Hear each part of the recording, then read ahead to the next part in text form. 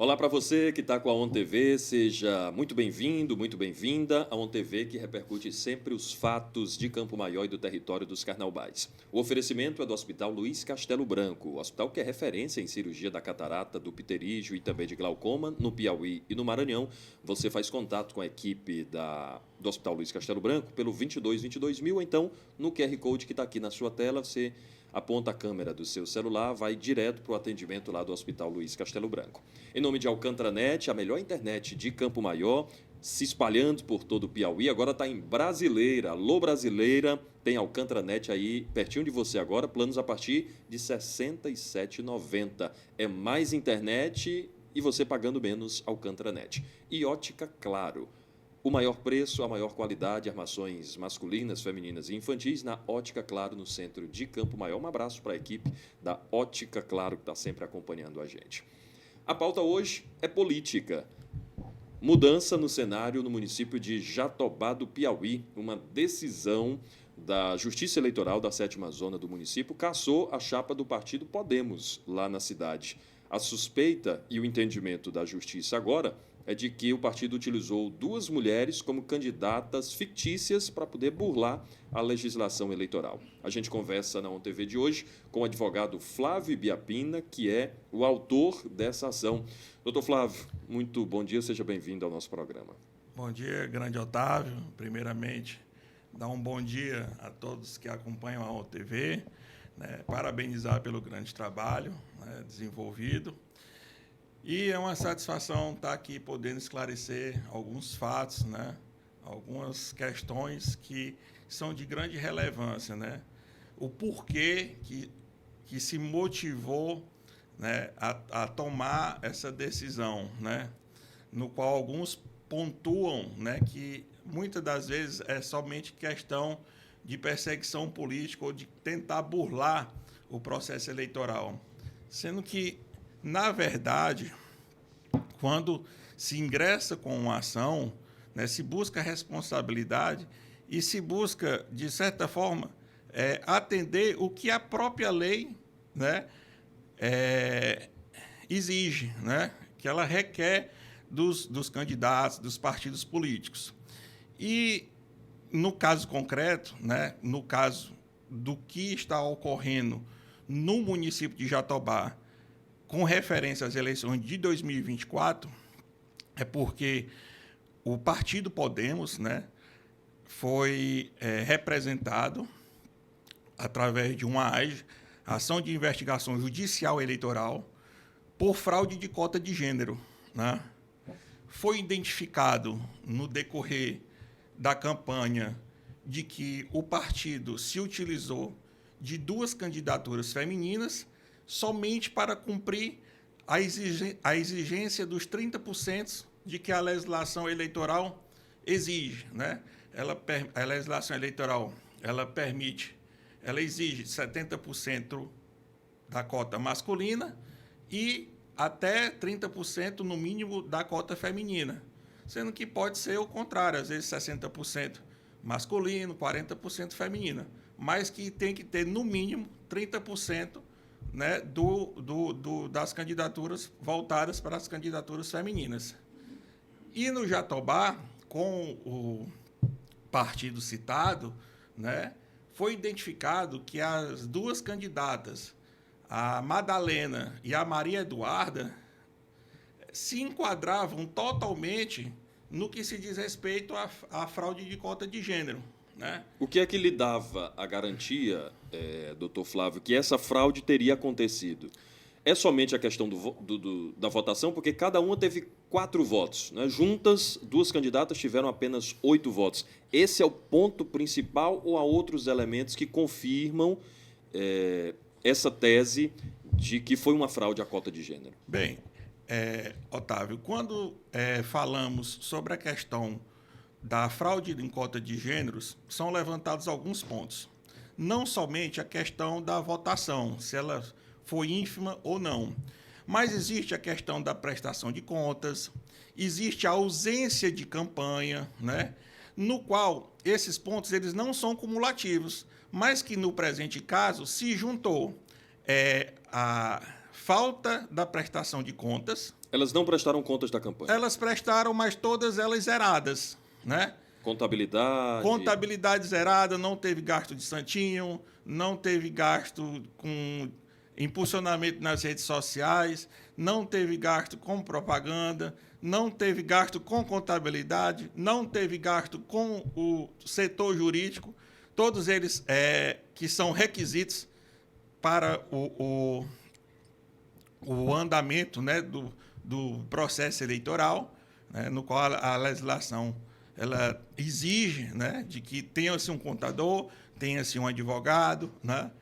e a questão da ausência de campanha. Foi identificado também, né, de que não houve a campanha. Não foram para a rua pedir voto? Não foram para a rua pedir voto, não subiram no palanque pedir o voto. Então, ficou mais de que caracterizado de que ali estava iminente de que se estavam se utilizando da devida fraude. Redes sociais foram utilizadas? Nenhuma. Né? Então, como é que eu tenho pretensão de ser candidata e não vou usar a minha rede social, que hoje é um dos meios que impulsionam a propaganda política, a propaganda partidária, e eu não vou utilizar ela no momento, claro, que permitido pela própria legislação eleitoral, para eu fazer a minha propaganda, né? Então, assim... E tudo isso leva à votação recebida pelas duas candidatas? Tudo isso leva em detalhe.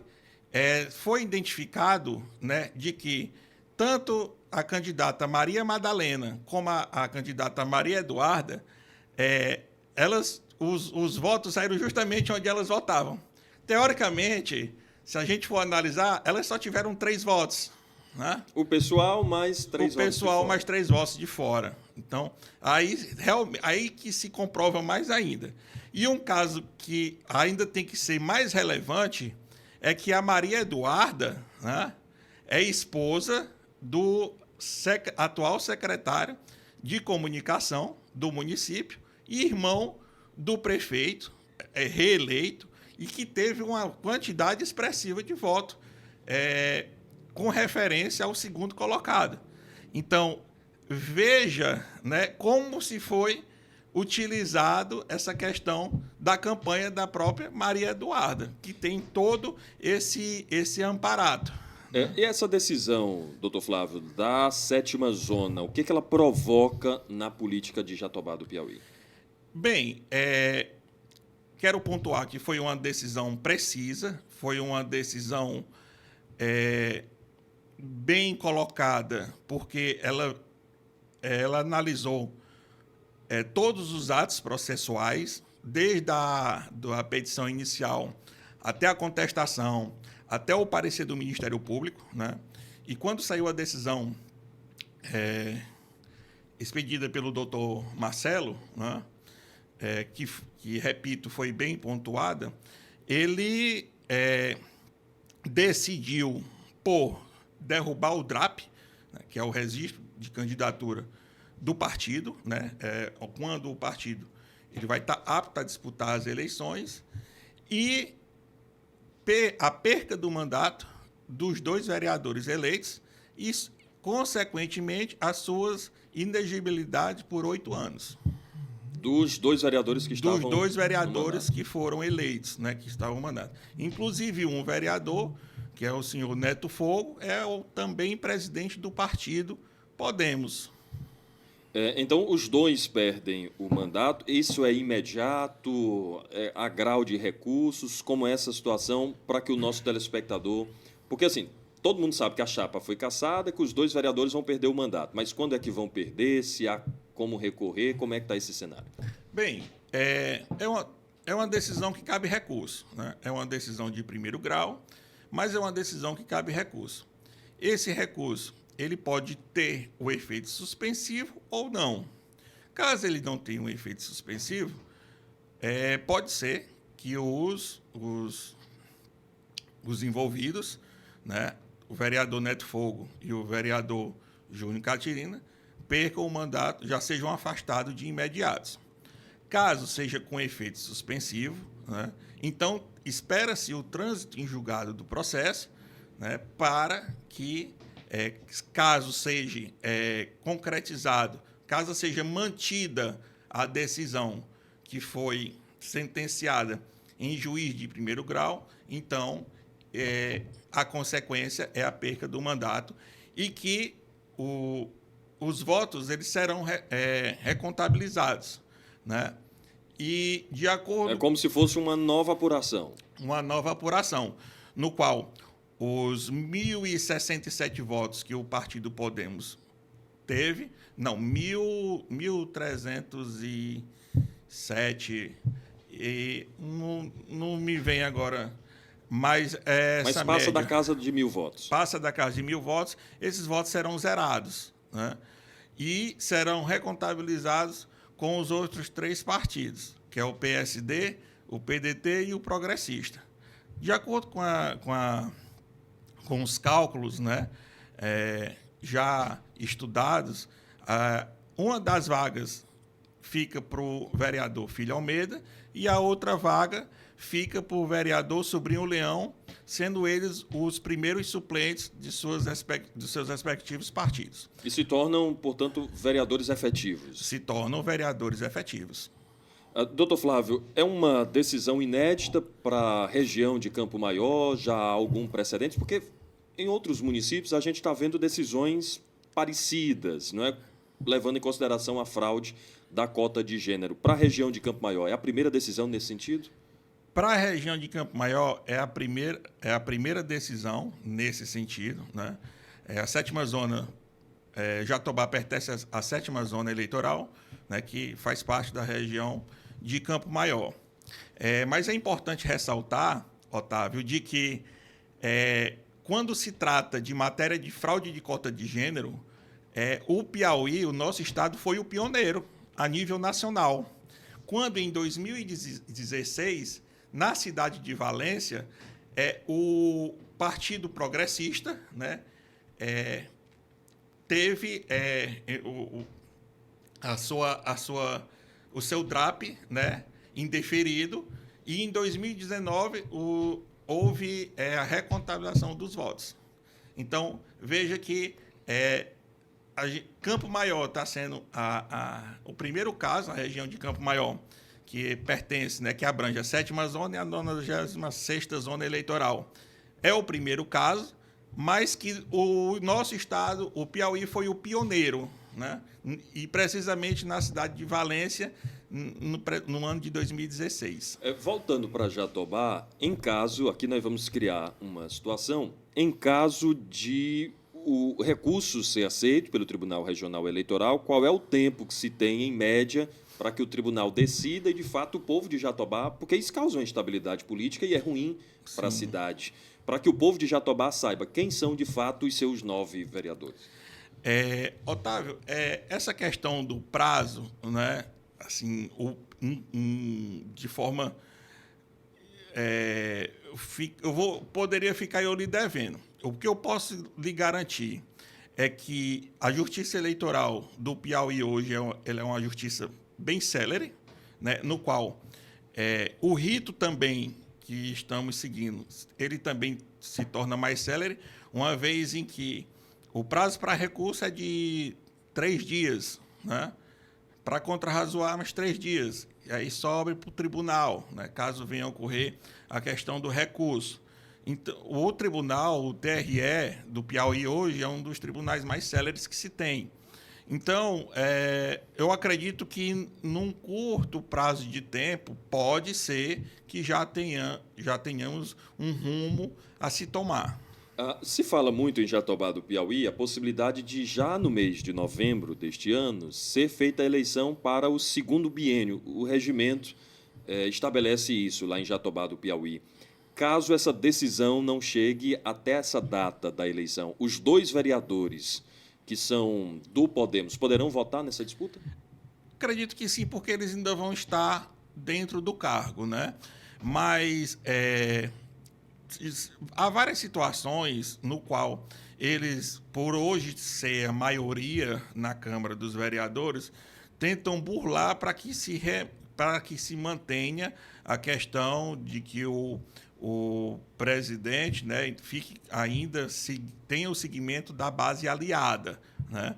É tão tal, Otávio, que no decorrer do processo eles colocaram o vereador Júnior Catirino como secretário, né? Colocaram a suplente, né, como para assumir o cargo. Então, são manobras, né, de que estão fazendo. Claro que para a gente que trabalha, que corre ali o dia a dia no setor jurídico, a gente vê que são manobras, né, políticas e administrativas que estão tentando, né, para que ainda fique a questão da presidência em consonância com o Poder Executivo.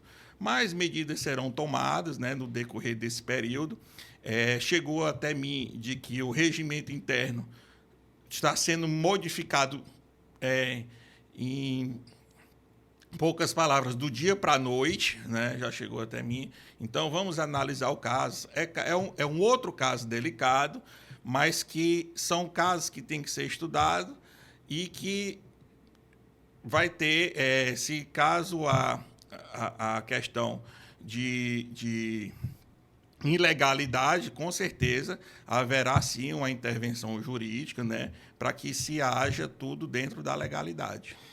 A defesa já disse que vai recorrer. A defesa do Podemos. Você já comentou o prazo que pode sair essa nova decisão. Qual é a possibilidade dessa decisão ser reformada na segunda instância? Bem, Otávio, como eu falei desde o início, é um processo no qual ele tem todos os indícios, né? Foi mostrado, né? Foi pontuado, né? A contestação não teve tantos elementos que rebatessem o que foi apresentado na inicial. No processo, dentro do processo, tem um parecer favorável do Ministério Público com relação à procedência na íntegra da ação, entendeu? Que é o que fortalece. E quando se chegou até a sentença, né, o magistrado responsável, doutor Carlos Marcelo, ele pontuou todos os tópicos, né? Foi uma sentença bem centrada, né?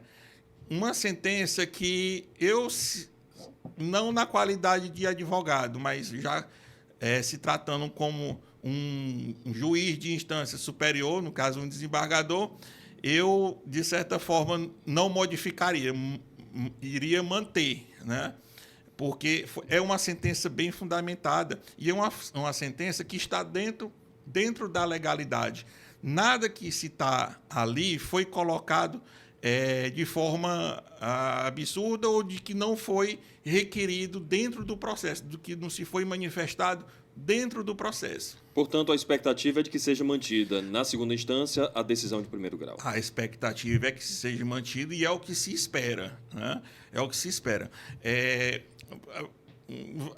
Em alguns meios de comunicação se circulou, né, de que a própria ação não tinha fundamentação jurídica nenhuma. A peça né, inicial. Que a peça inicial não tinha fundamentação, que os meios de prova juntados não eram suficientes, coisa que foi colocada, foi pontuada, que só era somente questão oposicionista para burlar o processo eleitoral.